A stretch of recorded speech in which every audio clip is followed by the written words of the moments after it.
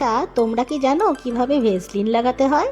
দাঁড়াও দাঁড়াও, আমি একটু শিখিয়ে দিচ্ছি। এভাবে নিয়ে তুলে ঠোঁটে লাগিয়ে তারপর ঠোঁটটাকে ওপর নিচে ভালোভাবে ঘষে, দেখেছো ভেসলিন লাগানো হয়ে গেল।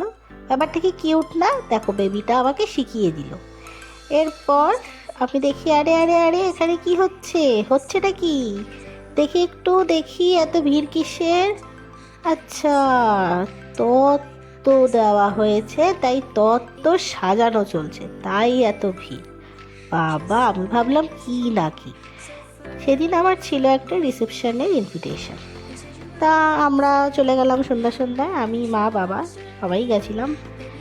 তো গিয়ে তো এত ভিড় এত ভিড়, সবাই ফটো তুলছে, গিফট দিচ্ছে। আমি আবার এদিক দিয়ে একবার দেখি, ওদিক দিয়ে একবার দেখি। বরকে তো তাও বা খুঁজে পাওয়া গেল, বউকে তো খুঁজেই পাওয়া যাচ্ছে না, কোথায় গেল দেখি। একটু একটু অল্প করেই দেখি, টুকি দেওয়ার মতো অবস্থা দেখো বউয়ের।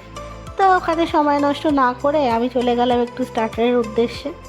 তো ওখানে আমাদের পনির করেছে, ফিশ বল হয়েছে, আর হয়েছে পাকোড়া, সাথে ছিল কফি আর জিলিপি।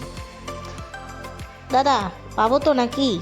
তো বলতে না বলতেই হাতে চলে এলো, দেখো বেশ কালারফুল। এরপর এটা শেষ করার সাথে সাথেই আমি চলে গেলাম জিলিপি কাউন্টারে। এখানেও বেশ ভিড় ছিল, লাইন ছিল। আমি 2 পিস পেয়ে গেলাম কোনো রকমে। একটা আমি খেলাম, একটা মাকে খাওয়ালাম। এরপর একটুখানি লিপস্টিক ফিপস্টিক দেখছিলাম সব ঠিকঠাক আছে কিনা, বুঝতেই তো পারছো, খেলাম তো। ঘরে ঢুকে কিউট একটা বেবি। বেবিটা এতটাই মিশুকে ছিল যে ওর সবার কোলে আসছিল। আর কোলে নিয়ে তো ফটো তোলাটা সম্ভব না বা ভিডিও করাটা সম্ভব না, তাই সেটা তোমরা এখানে দেখতে পাচ্ছ না। তো ওর সঙ্গে খেলতে খেলতে বেশ কিছুটা সময় চলে গেল।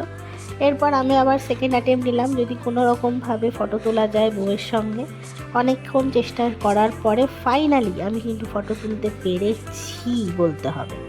এরপর ফটো তোলার পর ওর সাথে দেওয়ার পর আমি নিজের একটা সোলো ফটো তোলার রিকোয়েস্ট করলাম, এটা আমার ফোনেই ওরা তুলে দিয়েছিল। ব্যাস, যেই আমি না ফটো তুললাম, দেখো ময়দান পুরো খালি ফটো তোলার জন্য।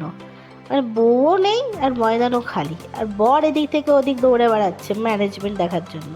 ওটা হচ্ছে বরের বন্ধুরা, বুঝলে? আচ্ছা, এরপরে আমি খাবারের দিকে চলে গেলাম, দেখি কি হয়েছে। তো প্রথমেই আমি প্লেট নিয়ে নিয়েছি। এবারে আমি স্ট্রাগল করব, দেখো কিভাবে খাবারের জায়গা মানে ছিল আমার বেশ লেফট সাইডে, বাট আমি আবার স্ট্রাগল করে ওইদিকে গেছি খুঁজতে যে কোথায় আছে, কি খাবার পাওয়া যাচ্ছে। ছিল কিন্তু একদম প্লেট নেওয়ার পরপরই, কি অবস্থা। তো তারপরে ফাইনালি আমি প্রথমে নিয়ে নিয়েছিলাম কড়াইশুঁটির কচুরি, তার সাথে ছিল হচ্ছে মশালা চানা। বেশ ব্যাপারটা বেশ ভালোই লেগেছে, ভালোই ছিল খেতে, টেস্টও ভালো ছিল। এরপর ছিল ফিশ ফ্রাই। ফিশ ফ্রাই একটাই কি আর মন ভরে, তাই আমি 2টো নিয়েছি। তার সঙ্গে আমি বেশ কিছুটা কাসুন্দি আর স্যালাডও নিয়েছিলাম। এই সেটটা কমপ্লিটের পর এবার পোলাও আর মাটনের পালা, সাথে পাতুরিও ছিল। তো পাতুরি প্রথমে একটাই নিয়েছিলাম, তারপর তো মাটন নিলাম। যদিও আমি অতটা মাটনের মানে খুব একটা ফ্যান নই, আমি খুব একটা মাটন খেতে ভালোবাসি না, তাই অল্পর মধ্যেই ছাড়লাম। কিন্তু নিয়েছিলাম কিছু পাতুরি, সে আর কাউন্ট করে লজ্জা দিতে চাই না, তাহলে বরপক্ষ বুঝে যাবে আমি কটা খেয়েছি।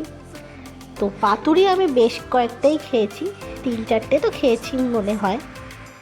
আর পাতুরির সাইজও ভালো ছিল এবং টেস্টও বেশ ভালো ছিল। তো পাতুরি খাওয়ার পরে টার্গেট ছিল আমার মিষ্টি, যদিও আমি মিষ্টি খাই না। হ্যাঁ, বাই দ্য ওয়ে, ভেজের লোকেদের জন্য কিন্তু অনেক রকম ভেজ আইটেম ছিল, ধোকা ছিল, তারপর পনির ছিল, বেশ ছিল। আমি একটু চাটনি পাঁপড় টেস্ট করে নিলাম, সাথে দেখলাম গোলাপ জামুন আর মাখা সন্দেশ আছে, যেটার আমি দুটোই খাই না। আমি চাটনি আর পাঁপড় না হলে তো চলে না। ওঠার পরে আমি চলে এলাম কুলফির কাছে। কুলফিটা আমার বেশ ভালো লেগেছে। কুলফিটা এর ওপর দেখো ফালুদা আর রুয়াবজার সিরাপটাও দিয়েছে। সিরাপটা আমি একটুতে আমার মন ভরে না, তাই আমি বললাম কাকু আর একটু দিয়ে দাও। এরপর আমাদের ছিল পান ঠান খাওয়ার পর বিদায় ঘন্টা বেজে গেল।